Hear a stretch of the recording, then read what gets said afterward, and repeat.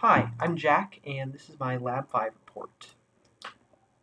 The general idea behind this lab is that a moving magnet causes a changing magnetic field or flux. If we imagine a tube that has infinitely many rings, we can compute the flux at each of these rings. Using Faraday's law, we can find the current from that flux in each ring, and this current will cause a magnetic force back on the magnet, which is Lenz's law.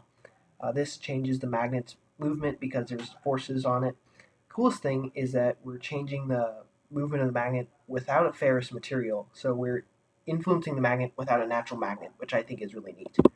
So here's how I did it experimentally. So I had a really strange magnet. Mu was 0.0078, and it should have been between 1 and 3. So a very weak magnet. So there was no noticeable change in movement in real life, but there is a consistent slowing down in the tube experimentally. I found this by dropping the magnet through the tube with a timer in the background, and I filmed it in slow motion so I could measure the milliseconds when it entered and exited. And as you can see here, the consistent slowing down through the tube. It's minor, but it is there.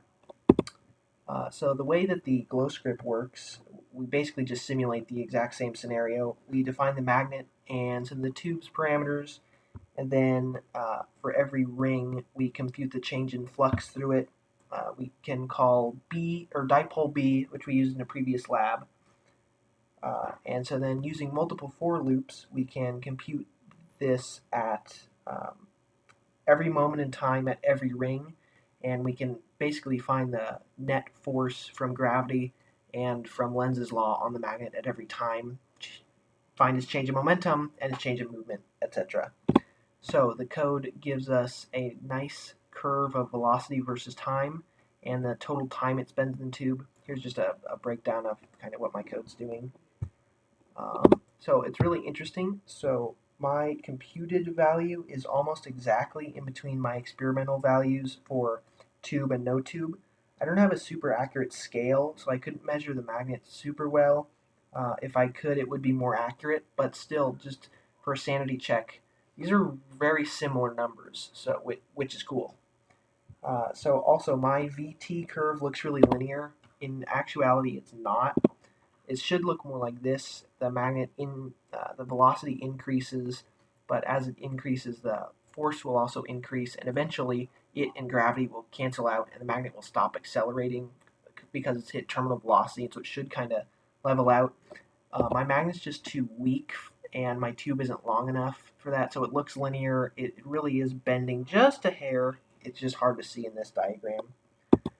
So this raises a couple questions. What if we flip the magnet around? Well, there would be no change because the flux changes direction, which means the current is flowing in the opposite direction, which means the induced magnetic field is also opposite.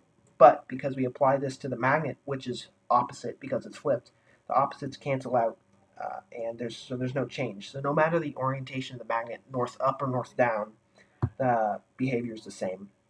Also, in my simulation, it gives this picture as the magnet falls through the tube with a red band and blue band to show the direction of current in each of the rings above and below the magnet.